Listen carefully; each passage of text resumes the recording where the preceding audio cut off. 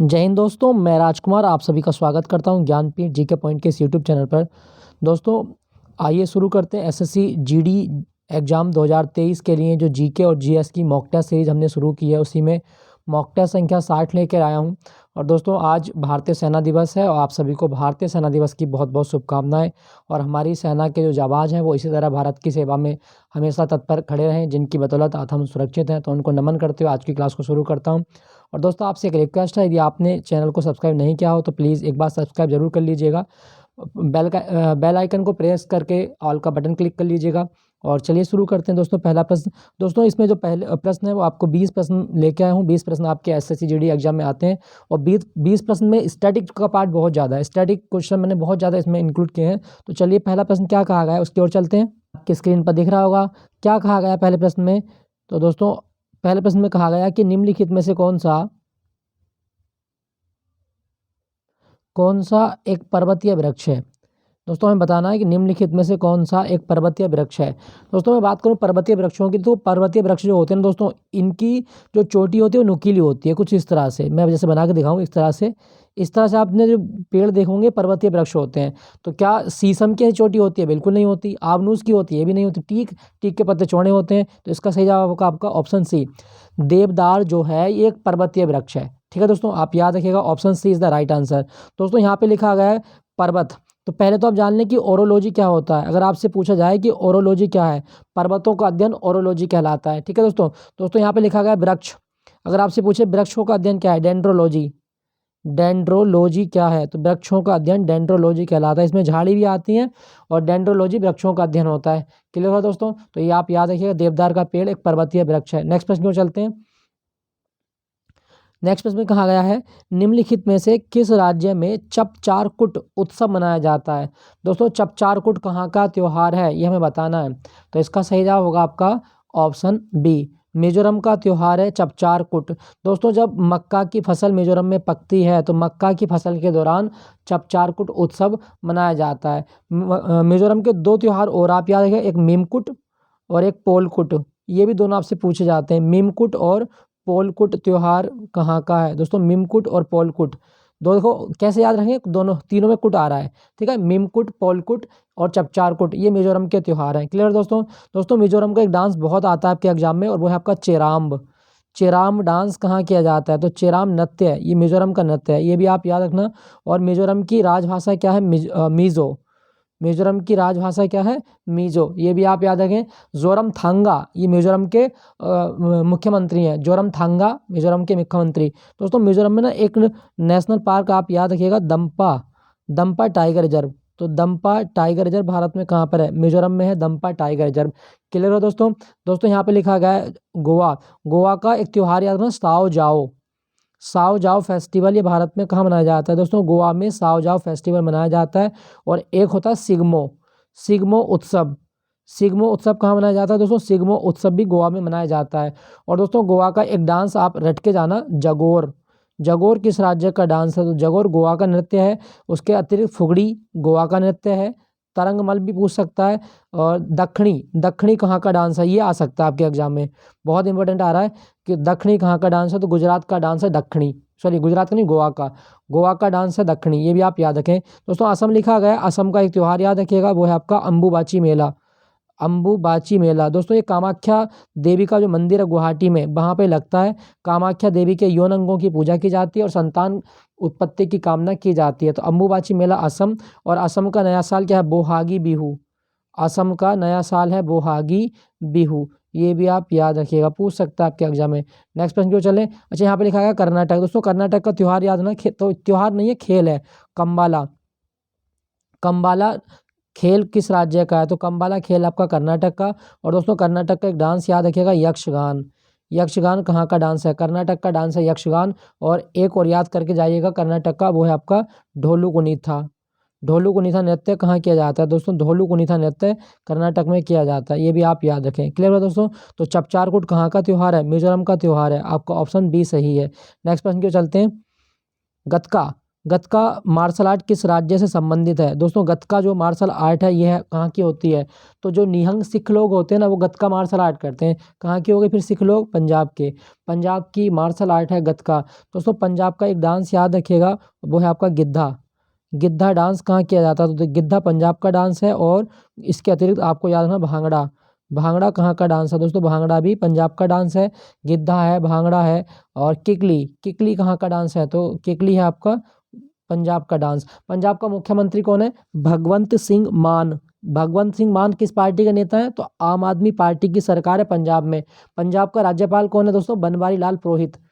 राज्यपाल बनवारी लाल पुरोहित ही हैं शायद। सर इसको मैं थोड़ा कंफ्यूज हूँ, आप देख लेना उसको क्या है। पंजाब का बनवारी लाल पुरोहित है या और कोई है? मुख्यमंत्री तो भगवंत सिंह मान है, आम आदमी पार्टी की सरकार है यहाँ पे। और यहाँ पे देखो मणिपुर लिखा गया है दोस्तों। मणिपुर का नया साल होता है चिरोबा। चिरोबा मणिपुर का नब्बर्स है, चिरोबा नब्बर्स। और मणिपुर की एक मार्शल आर्ट आप रट के जाइएगा, वो है आपकी थांगटा। थांगटा किस राज्य की मार्शल आर्ट है? दोस्तों थांगटा मणिपुर की मार्शल आर्ट है। और मणिपुर का एक डांस याद रखिएगा, संकीर्तन। संकीर्तन डांस कहाँ का है? दोस्तों मणिपुर का डांस है संकीर्तन। यह पूछा जाए कभी तो आप इसको याद रखिएगा। बाकी कैबुल लामजाओ झील मणिपुर में है। और कैबुल लामजाओ नेशनल पार्क है। और जो कौन सी झील पर है? लोकटक झील पर है। ये भी आप याद रखिएगा। दोस्तों यहाँ पे लिखा गया आपका त्रिपुरा। त्रिपुरा का एक त्योहार होता है खर्ची पूजा। और खर्ची पूजा में 14 देवी देवताओं की पूजा होती है, ये भी आप याद रखिएगा। और त्रिपुरा का एक डांस भी है होजागिरी। होजागिरी डांस कहाँ पे किया जाता है? दोस्तों त्रिपुरा का सबसे प्रसिद्ध डांस है होजागिरी, ये भी आप याद रखिएगा। ठीक है दोस्तों, तो गतका कहाँ की मार्शल आर्ट थी? पंजाब की मार्शल आर्ट है, ये भी आप याद रखें। गतका पंजाब की मार्शल आर्ट है। नेक्स्ट प्रश्न की ओर चलते हैं। डैश डैश डैश मतलब खाली स्थान भरना है दोस्तों, को बरसामाप यंत्र कहा जाता है। कौन सा यंत्र जिसे बरसामाप यंत्र कहा गया? दोस्तों रेन गेज। ऑप्शन ए ही इसका सही जवाब है, रेन गेज। रेन मतलब क्या? रेन मतलब वर्षा और गेज मतलब किसी को मापना। तो वर्षा मापी यंत्र होता है रेन गेज। तो सही जवाब होगा आपका ऑप्शन ए। दोस्तों यहाँ पे लिखा गया आपका हाइग्रोमीटर। वायुमंडल में मौजूद आर्द्रता। आर्द्रता को कौन मापता है? नमी जिसको बोलते हैं वो हाइग्रोमीटर मापता है। हाइड्रोमीटर लिखा गया है दोस्तों। पानी का घनत्व। पानी का घनत्व किसके द्वारा मापा जाता है? तो हाइड्रोमीटर के द्वारा पानी का घनत्व मापा जाता है। बैरोमीटर वायुदाब। बैरोमीटर वायुदाब, ये आप याद रखिएगा। ठीक है, तो वायुदाब मापने का यंत्र बैरोमीटर होता है। तो रेन गेज क्या है? वर्षा मापने वाला यंत्र है। दोस्तों अगर आपसे पूछे कि वर्षा कौन से मंडल में होती है? क्षोभ मंडल में होती है। वर्षा हमारे वायुमंडल की क्षोभ मंडल परत में देखी जाती है। क्लियर। नेक्स्ट प्रश्न की ओर चलते हैं। गुरु बिपिन सिंह। गुरु बिपिन सिंह किस शास्त्रीय नृत्य के जनक माने जाते हैं? दोस्तों गुरु बिपिन सिंह जो है ये मणिपुरी शास्त्रीय नृत्य के जनक हैं। गुरु बिपिन सिंह मणिपुरी शास्त्रीय नृत्य के जनक हैं, याद रखें। कुचिपुड़ी का कौन है? सिद्धेंद्र नाथ योगी। सिद्धेंद्र नाथ योगी के द्वारा कुचिपुड़ी नृत्य की शुरुआत की गई थी। और कुचिपुड़ी नृत्य का नाम एक गांव के नाम पर है, ये भी आप याद रखना। ओडिसी की बात करूं तो गुरु पंकज चरण दास। गुरु पंकज चरण दास ओडिसी जो शास्त्रीय नृत्य है उसके जनक हैं, ये भी आप याद रखिएगा। गुरु पंकज चरण दास। भरतनाट्यम लिखा गया दोस्तों भरतनाट्यम को बोला जाता है सादिर। तो ये क्वेश्चन आए कि सादिर किस नृत्य का नाम है? भरतनाट्यम का नाम है। तो गुरु बिपिन सिंह का संबंध किससे है? मणिपुर से। ये आप याद है, मणिपुरी डांस के प्रवर्तक हैं गुरु बिपिन सिंह। नेक्स्ट प्रश्न की ओर चलते हैं। हरिप्रसाद चौरसिया का संबंध किस नृत्य से, नृत्य नहीं सॉरी वाद्य यंत्र से है? दोस्तों हरिप्रसाद चौरसिया इनका संबंध है बांसुरी से। ऑप्शन डी इसका सही जवाब है। बांसुरी से संबंधित है Hariprasad Chaurasia, option D. Very very important. और हरिप्रसाद चौरसिया का जन्म कहाँ पर हुआ था? इलाहाबाद में। हरिप्रसाद चौरसिया का जन्म इलाहाबाद में हुआ था, ये भी आप याद रखिएगा। ठीक है दोस्तों, यहाँ पे लिखा गया आपका सरोद वादन। उस्ताद अमजद अली खान। उस्ताद अमजद सॉरी ले बन गया, अमजद अली खान ये किससे संबंधित है? तो उस्ताद अमजद अली ने सरोद में प्रसिद्धि मिली है। तबला की बात करूँ तो जाकिर हुसैन। जाकिर हुसैन और पंडित किशन महाराज। अल्लाह रखा कुरैशी भी है, तो ये भी आप याद रखेंगे। शहनाई का तो एक ही आपको याद रखना, बिस्मिल्लाह। उस्ताद बिस्मिल्लाह खान, तो ये शहनाई वादन करते हैं, ये भी आप याद रखिएगा। ठीक है दोस्तों, चलिए अगले प्रश्न की ओर। तो हरिप्रसाद चौरसिया का संबंध किससे? बांसुरी वादन से। नेक्स्ट प्रश्न की ओर चलें। चंदेल राजपूत राजाओं द्वारा बनवाए गए खजुराहों के स्मारक किस शैली के उदाहरण हैं? दोस्तों पहले तो आपको याद रखना है कि जो खजुराहों के स्मारक हैं वो कौन से राज्य में है? तो ये आपके मध्य प्रदेश में। मध्य प्रदेश में, ठीक है, छतरपुर जिले में आते हैं ये। तो ये कौन सी शैली में बनाए गए हैं दोस्तों? उत्तर भारत के जो भी मंदिर बनाए जाते हैं, उत्तर भारत के बता रहा हूँ नॉर्मली में, उत्तर भारत के मंदिर जो बनेंगे दोस्तों वो नागर शैली में बनते हैं। तो चंदेल वंश के राजपूत राजाओं ने जो खजुराहों के स्मारक बनवाए वो भी नागर शैली में बनवाए गए हैं। तो इसका सही जवाब होगा आपका ऑप्शन बी, नागर शैली। दोस्तों नागर शैली जो है उत्तर भारत की है और दक्षिण भारत की कौन सी है? द्रविड़ शैली। नागर शैली और द्रविड़ शैली को अगर आप मिला दें तो यहाँ एक नई शैली बनेगी, वो है आपकी बेसर शैली। तो कभी क्वेश्चन आए कि मंदिर निर्माण की बेसर शैली किसका मिश्रण है, तो बेसर शैली नागर शैली और द्रविड़ शैली, इन दोनों शैलियों का मिश्रण है, इसको हम बोलेंगे बेसर शैली। ठीक है दोस्तों, और ये मंदिर निर्माण की शैली है। नागर शैली, द्रविड़ शैली किसके निर्माण की शैली है? मंदिर निर्माण की। नेक्स्ट प्रश्न की ओर चलते हैं। भारतीय संविधान के अनुसार राष्ट्रपति पद के निर्वाचन के लिए न्यूनतम आयु कितनी होनी चाहिए? दोस्तों यदि कोई व्यक्ति राष्ट्रपति का चुनाव लड़ना चाहता है तो न्यूनतम उसकी पदावधि कितनी होनी चाहिए, मतलब पदावधि आयु सीमा। तो न्यूनतम की बात करें तो 35 वर्ष। राष्ट्रपति के निर्वाचन के लिए 35 वर्ष की न्यूनतम आयु होना जरूरी है। ठीक है दोस्तों, 25 वर्ष ये लोकसभा का सदस्य बनने के लिए और जो राज्यसभा का सदस्य बनने के लिए 30 वर्ष की न्यूनतम आयु होना जरूरी है। ठीक है दोस्तों, राष्ट्रपति भारत का प्रथम नागरिक होता है और भारत में अभी राष्ट्रपति कौन है? अभी राष्ट्रपति द्रौपदी मुर्मू। द्रौपदी मुर्मू भारत की राष्ट्रपति हैं और ये जो है संथाल जनजाति से संबंधित है। इनका जन्म हुआ था उड़ीसा के मयूरभंज में। क्लियर हुआ? ये आप याद रखिएगा। नेक्स्ट प्रश्न की ओर चलते हैं। भवई, भवई निम्नलिखित में से किस राज्य की नृत्य शैली है? दोस्तों भवई इस तरह से होता है, आपका दिख रहा होगा एक फोटो में। तो भवई किस राज्य की नृत्य शैली है? दोस्तों भवई होती है गुजरात में, ऑप्शन बी। भवई गुजरात की नृत्य शैली है, आप याद रखिएगा। ठीक है दोस्तों गुजरात में एक डांस और याद है, टिप्पाणी। टिप्पाणी डांस कहाँ किया जाता है? दोस्तों गुजरात में टिप्पाणी डांस किया जाता है। और गुजरात का एक डांस और आप याद रखिएगा, बिनछुंदो। बिनछुंदो डांस कहाँ किया जाता है? दोस्तों गुजरात में बिनछुंदो डांस भी किया जाता है। और आप एक और याद ना, हलीशका। हलीशका डांस कहाँ का है? तो गुजरात का डांस है हलीशका। गुजरात का डांस हलीशका है, ये भी आप याद रखें। गुजरात का नया साल क्या कहलाता है दोस्तों? बेस्तु बरस। बेस्तु बरस, ये भी आप याद रखें। और अंतर्राष्ट्रीय पतंग मेला कहाँ लगता है? दोस्तों अंतर्राष्ट्रीय पतंग मेला गुजरात के अहमदाबाद में लगता है। अंतर्राष्ट्रीय पतंग मेला ये पूछा जाता है बहुत एग्जाम में, अंतर्राष्ट्रीय पतंग मेला कब होता है? तो ये गुजरात के अहमदाबाद में होता है। क्लियर दोस्तों, यहाँ पे लिखा गया आपका मध्य प्रदेश। मध्य प्रदेश का डांस याद है ना, मांच। मांच डांस कहाँ किया जाता है? मध्य प्रदेश में। ठीक है दोस्तों यहाँ पे लिखा गया कर्नाटक। कर्नाटक का डांस आप याद रखिएगा, भूता कोला। भूता कोला किस राज्य का डांस है? तो कर्नाटक का डांस है। और यहाँ का एक नया साल भी आप याद रखना, कर्नाटक का उगादी। उगादी नया साल किस राज्य में प्रसिद्ध है? तो कर्नाटक में मनाया जाता है। उत्तर प्रदेश की बात करूँ तो नौटंकी। नौटंकी बहुत आता है एग्जाम में। नौटंकी कहाँ का लोकगीत है? तो यूपी का लोकगीत है। आपसे पूछा गया भवई। भवई कहाँ का है दोस्तों? भवई आपका गुजरात का। दोस्तों गुजरात कब बना था? 1 मई 1960 को गुजरात बना था, 1 मई 1960 को। और गुजरात का अभी जो राज्यपाल है वो कौन है? गुजरात के राज्यपाल है आचार्य देवव्रत। आचार्य देवव्रत ये गुजरात के राज्यपाल हैं, ये भी आप याद रखिएगा। और यहाँ का मुख्यमंत्री कौन बना? भूपेंद्र पटेल। 18वें मुख्यमंत्री बने भूपेंद्र पटेल। गुजरात में 182 सीटों में से 80 सीटें जो आई अकेले वो किसकी आई हैं? 182 में से, सॉरी 80 नहीं, 156।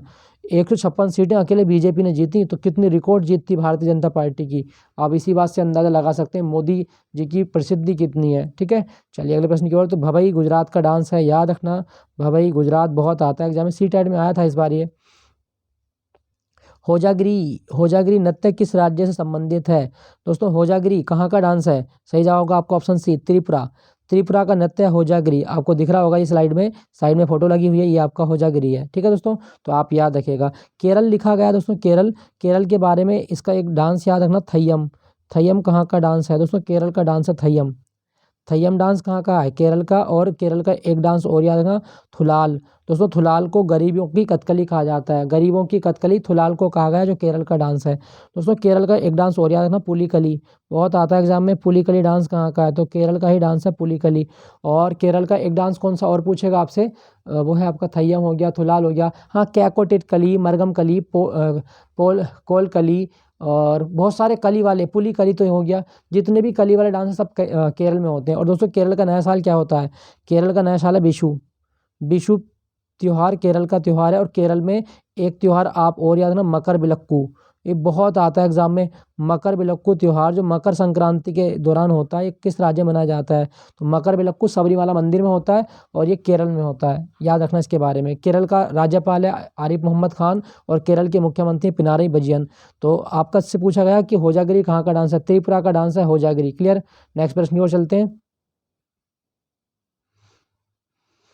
निम्नलिखित में से किस शहर में पूर्वी रेलवे जोन का मुख्यालय है? तो पूर्वी रेलवे जोन का मुख्यालय में बताना है दोस्तों यहाँ पे ना मैं अभी स्लाइड्स को जूम करूंगा, तो इसका सही जवाब है आपका ऑप्शन बी, कोलकाता में पूर्वी रेलवे जोन का मुख्यालय है। ठीक है दोस्तों भारत में कितने रेलवे जोन है? तो भारत में रेलवे जोन है 18। कौन कौन से, एक बार जूम करके इनको देख लीजिएगा। ये भारत के सारे रेलवे जोन है, जिसमें आपका ऊपर चलते हैं। उत्तर रेलवे दिल्ली में है, उत्तर मध्य रेलवे प्रयागराज में है, उत्तर पूर्वी रेलवे गोरखपुर में, पूर्वी मध्य रेलवे हाजीपुर में, उत्तर पूर्वी सीमांत रेलवे ये गुवाहाटी में है, पूर्वी रेलवे या दक्षिण पूर्वी रेलवे और कोलकाता मेट्रो का मुख्यालय कहाँ पर आपका? कोलकाता में है। तो यही आपसे पूछा गया था। तो कोलकाता में 2 रेलवे जोन के मुख्यालय हैं, एक पूर्वी रेलवे मतलब ईस्टर्न रेलवे और एक आपका साउथ ईस्टर्न रेलवे, दोनों कोलकाता में मिलेंगे आपको। दोस्तों 2 रेलवे जोन एक शहर में होना है और वो शहर आपका मुंबई। देखो यहाँ पे ये दोनों क्वेश्चन एग्जाम में पूछ ले जाते हैं। मुंबई में एक सेंट्रल रेलवे और वेस्टर्न रेलवे 2 रेलवे जोन है और कलकत्ता में 2 रेलवे जोन है। तो ये दोनों क्वेश्चन एग्जाम में आ चुके हैं कि भारत के कौन से शहर हैं जहाँ पे 2 रेलवे जोन के मुख्यालय हैं? तो मुंबई में और कलकत्ता में। यहाँ पे देखो लिखा गया है दक्षिण पश्चिम रेलवे हुबली, ये कर्नाटक में है। दक्षिणी रेलवे चेन्नई में है। दक्षिण तट रेलवे विशाखापट्टनम, दक्षिण मध्य रेलवे सिकंदराबाद, दक्षिण पूर्वी रेलवे विशाखापट्टनम बिलासपुर है ये। और उसके बाद में ये आ गया उत्तर पश्चिम रेलवे जयपुर। तो भारत में 18 रेलवे जोन है। आपको याद रखना मेनली, एक तो ये याद रखना कलकत्ता वाला, एक याद रखना आपका मुंबई वाला, और एक गोरखपुर वाला बहुत आता है एग्जाम में ये वाला। तो ये सारे आपको याद रखना, स्क्रीनशॉट ले लो इसका, फिर रट्टा मार देना फिर इसके लिए आप। चलिए प्रश्न की ओर चलते हैं फिर।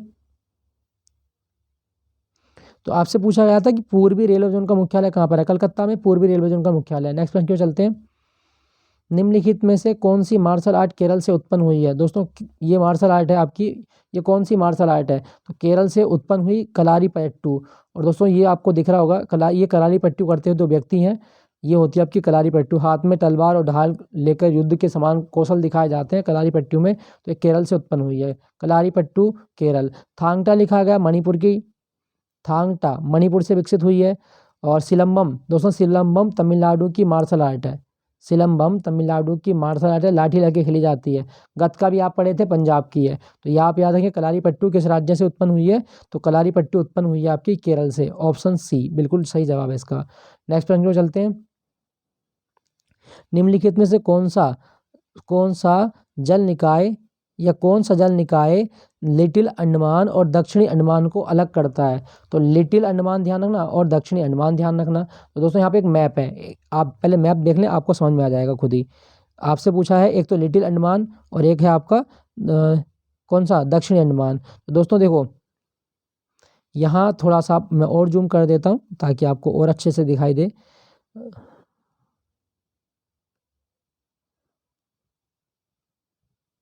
यहाँ दोस्तों इतना ही जूम हो पाएगा, ज़्यादा भी अच्छा नहीं होता। ये है आपका साउथ अंडमान और ये है आपका लिटिल अंडमान। तो साउथ अंडमान ऊपर है, लिटिल अंडमान नीचे है। इन दोनों के बीच में ये आपने संकरा रास्ता देखा होगा, ये वाला संकरा रास्ता, ये मतलब आप सुना तो होगा कम से कम। तो ये मैप में जो संकरा रास्ता ये वाला है, इन दोनों के बीच में, यही आपका डंकन पास। अब ये थोड़ा जूम कर लेता हूँ, ये है आपका डंकन पास। दोस्तों डंकन पास ही मतलब दक्षिणी अंडमान को लिटिल अंडमान से अलग करता है। तो इसका सही जवाब क्या होगा? आपका ऑप्शन कौन सा सही है? डंकन पास वाला आपका बिल्कुल सही जवाब है। तो डंकन पास लिटिल अंडमान को दक्षिणी अंडमान से अलग करता है। Option A is the right answer. Clear दोस्तों एडम्स ब्रिज लिखा गया, भारत और श्रीलंका के बीच एडम्स ब्रिज काम करता है। एडम्स ब्रिज को राम सेतु कहा जाता है। एडम्स ब्रिज को जो एडम्स ब्रिज का नाम एक और है, बाबा आदम का पुल कहा जाता है एडम्स ब्रिज को, ये भी आप याद रखना। भारत और श्रीलंका के बीच में है। दोस्तों 8 डिग्री चैनल से क्वेश्चन आएगा, तो 8 डिग्री चैनल कहाँ पर है? तो 8 डिग्री चैनल है आपका मालदीव और मिनिकॉय के बीच में, मालदीव और मिनिकॉय के बीच में, ये भी आप याद रखिएगा। पूछ लेता है कि 8 डिग्री चैनल किससे संबंधित है?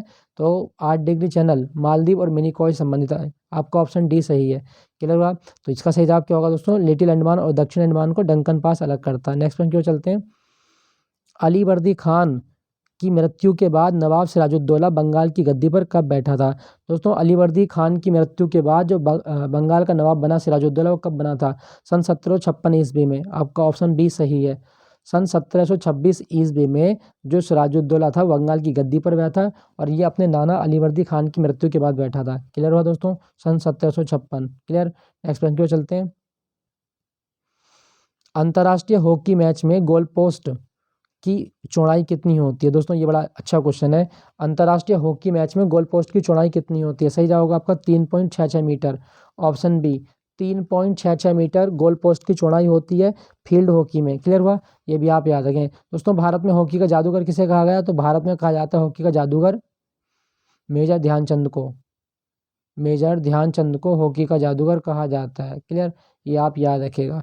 तो अंतर्राष्ट्रीय हॉकी मैच में गोल पोस्ट की चौड़ाई कितनी है? 3.66 मीटर। दोस्तों एक चीज़ याद रखना, जो हॉकी होती है ना, हॉकी की लंबाई कितनी होती है? तो हॉकी की लंबाई होती है आपकी 105 सेंटीमीटर। कभी क्वेश्चन आए कि हॉकी के खेल में हॉकी की लंबाई 105 सेंटीमीटर होती है, औसतन होती है, ये औसतन 105 सेंटीमीटर। नेक्स्ट प्रश्न है आपका, पालक में कौन सा अम्ल पाया जाता है? दोस्तों पालक में जो अम्ल पाया जाता है वह आपका फॉर्मिक अम्ल, सॉरी नहीं, मैलिक अम्ल नहीं, ऑक्जेलिक अम्ल। पालक में ऑक्जेलिक अम्ल पाया जाता है, ये आप याद रखें। दोस्तों बात करूं मैं यहाँ पे फार्मिक अम्ल की, तो ये चींटी बिच्छू तितैया के काटने से फार्मिक अम्ल होता है। मैलिक अम्ल सेब में मैलिक अम्ल पाया जाता है, याद रखिएगा। और टैनिक अम्ल चाय में कौन सा अम्ल होता है? टैनिक अम्ल होता है, ये भी आप याद रखें। तो आपसे पूछा गया था कि पालक में कौन सा अम्ल है? दोस्तों पालक में होता है ऑक्जेलिक अम्ल। Option C is the right answer. Clear. Next प्रश्न की ओर चलते हैं। महाराष्ट्र सरकार ने किस जिले का नाम बदलकर संभाजी नगर रखा है? ये बड़ा अच्छा क्वेश्चन है दोस्तों, एसएससी जीडी वाले लोग इसको स्पेशली याद करके जाइएगा। संभाजी नगर नाम रखा कौन से जिले का? दोस्तों सही जवाब है आपका ऑप्शन ए, औरंगाबाद जिले का नाम संभाजी नगर के नाम पर रखा गया है। किस राज्य की पार्टी बात हो रही है? महाराष्ट्र की। महाराष्ट्र कब बना था दोस्तों? 1 मई 1960 को महाराष्ट्र बना था। 1 मई 1960, ये भी आप याद रखिएगा। और महाराष्ट्र का एक डांस है लावणी। लावड़ी डांस बहुत आता है एग्जाम में, कहाँ होता है? महाराष्ट्र में। महाराष्ट्र का एक डांस और याद रखना, लेजिम। लेजिम डांस कहाँ किया जाता है दोस्तों? लेजिम किया जाता है लेजिम नृत्य महिलाओं में, ये भी आप याद रखिएगा। क्लियर। तो आपसे पूछा गया कि संभाजी नगर का नाम है औरंगाबाद के नाम पर रखा गया, किस राज्य की सरकार ने? महाराष्ट्र की सरकार ने। नेक्स्ट पूछा गया आपसे, महाराष्ट्र के 20वें मुख्यमंत्री कौन बने हैं? दोस्तों महाराष्ट्र के 20वें मुख्यमंत्री कौन बने, ये हमें बताना। सही जवाब होगा आपका ऑप्शन ए, एकनाथ शिंदे। कौन सी पार्टी के? शिवसेना के। एकनाथ शिंदे शिवसेना के, लेकिन इन्होंने बाद में दल बदल कर लिया, फिर उसके बाद में बीजेपी के मेंबर बन गए, और उसके बाद में बीजेपी के दल पर ही क्या हो गए आपके दम बीजेपी के दम से ही क्या हो गए आपके, ये बन गए थे महाराष्ट्र के मुख्यमंत्री। याद रखना, रिक्शा चलाते थे एकनाथ शिंदे, पूछ लेता है कभी। नेक्स्ट प्रश्न की ओर चलते हैं।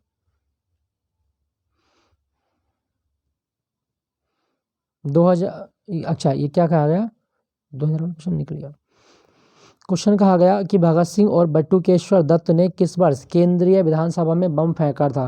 दोस्तों केंद्रीय विधानसभा में बम फेंका, इससे पहले आप एक मतलब ये जो आप दिख रहे होगा ये पेपर कटिंग, तो इसके बारे में पढ़ लें थोड़ा सा। क्या कहा गया दोस्तों? देखो क्या है, मतलब भगत सिंह और बटुकेश्वर दत्त ने क्रांति को बुलंद करने के लिए ये शुरू किया कि उन्होंने एक योजना बनाई असेंबली में बम फेंकने की। बम इसलिए फेंका गया क्योंकि अंग्रेजों को हम जगाना चाहते थे, अंग्रेजों को हम डराना चाहते थे कि हम भी अब तैयार हैं लड़ने के लिए। बम से किसी व्यक्ति को कोई हानि नहीं हुई थी।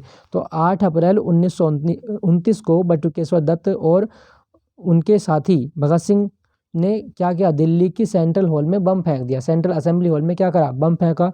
पब्लिक सेफ्टी बिल और ट्रेड बिल डिस्प्यूट के बिल में क्रांतिकारियों ने बम फेंका था, ये भी आप याद रखें। किसके विरोध में था? पब्लिक सेफ्टी बिल के विरोध में। इस बम कांड में भगत सिंह और बटुकेश्वर दत्त को उम्र कैद की सजा सुनाई गई, ये भी आप याद रखिएगा। फिर क्या हुआ दोस्तों, 7 अक्टूबर 1930 को सैंडर्स की हत्या के मामले में भगत सिंह, सुखदेव और राजगुरु को फांसी दे दी गई। तो ये भी आप याद रखिएगा कि भगत सिंह, सुखदेव और राजगुरु को फांसी कब हुई थी, वो अलग अलग डेट पे हुई है। लेकिन अगर आपसे पूछे कि सैंडर्स की हत्या कब की गई थी, तो सैंडर्स की हत्या हुई थी 1930 में। क्लियर दोस्तों? चलिए कौन सा प्रश्न बचा फिर? तो दोस्तों यही प्रश्न थे, आप कोई प्रश्न नहीं बचा। तो 20 प्रश्न मैं लेके आया था आपके लिए, और ये बहुत उत्कृष्ट लेवल के प्रश्न थे दोस्तों। मैं एक चीज़ यहाँ पे और बता दूँ आपको, देखो आपसे अगर पूछा जाए कि विधानसभा में बम कब फेंका तो 1929 में। अब भगत सिंह की एक आत्मकथा आपके एग्जाम में पूछ दिया है, भगत सिंह की आत्मकथा पूछी जाती है एग्जाम में, why I am atheist, why I am atheist किसकी आत्मकथा है? दोस्तों भगत सिंह की आत्मकथा का नाम है वाई आई एम एथीस्ट। और जो चंडीगढ़ का हवाई अड्डा है ना दोस्तों, चंडीगढ़ हवाई अड्डे का नाम भगत सिंह के नाम पर रखा गया है। तो ये भी आप याद रखिएगा, चंडीगढ़ हवाई अड्डे का नाम किसके नाम पर? भगत सिंह के नाम पर। दोस्तों चलो आपके लिए क्वेश्चन मैं दे रहा हूँ एक, आपको बताना भगत सिंह ने अभिनव भारत समाज की स्थापना कब की थी? अभिनव भारत समाज की स्थापना कब की थी भगत सिंह के द्वारा, ये मुझे आप बताइएगा कमेंट करके। ठीक है दोस्तों, तो ये था आज की क्लास। आई होप ये सेशन आपको अच्छा लगा होगा, अच्छा लगे तो लाइक कर दीजिएगा। और अभी तक अगर आपने चैनल को सब्सक्राइब नहीं किया है तो आपसे फिर रिक्वेस्ट है कि चैनल को सब्सक्राइब कर लीजिएगा। मिलता हूँ अगले मॉक टेस्ट के साथ। Thank you for watching Gyanpeeth ji के पॉइंट।